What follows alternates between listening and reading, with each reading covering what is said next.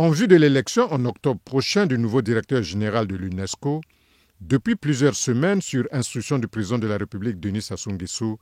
le Premier ministre Anatole Koline Makosso et quelques membres de son équipe ont sillonné les capitales du continent africain du monde pour porter la candidature du Congolais Edouard Firmin Matoko au poste de directeur général de l'Organisation des Nations Unies pour l'éducation, la science et la culture. Le sujet a été longuement évoqué ce mercredi 6 août 2025 par le président de la République Denis Sassou Nguesso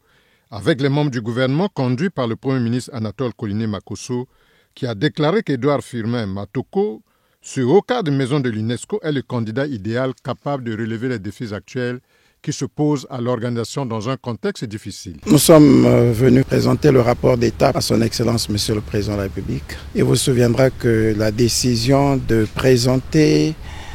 et de soutenir une candidature à l'UNESCO avait été prise en Conseil des ministres. Nous avons un compatriote qui est un haut cadre, qui a fait toute sa carrière à l'UNESCO, qui a une grande expérience dans les domaines relevant de l'UNESCO, qui a travaillé dans plusieurs pays, qui est une ressource humaine sûre pour relever les défis auxquels pourrait être confronté l'UNESCO en ces temps si difficiles. Le Congo a le bonheur de disposer de cette ressource. Le gouvernement, sous la très haute autorité du président de la République, avait pris l'option d'appuyer cette candidature et de faire en sorte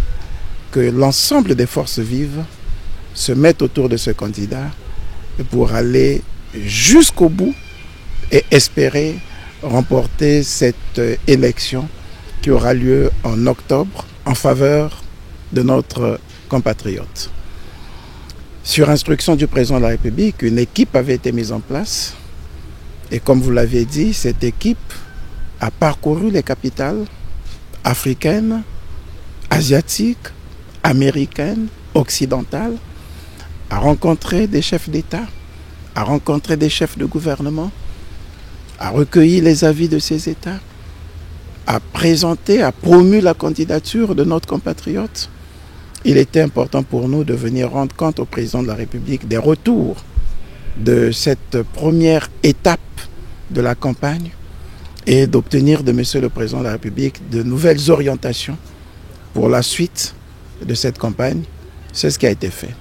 Soulignons que 3 candidats sont en lice pour briguer la direction générale de l'UNESCO 4 années durant, avec possibilité de renouvellement pour un mandat supplémentaire de 4 ans.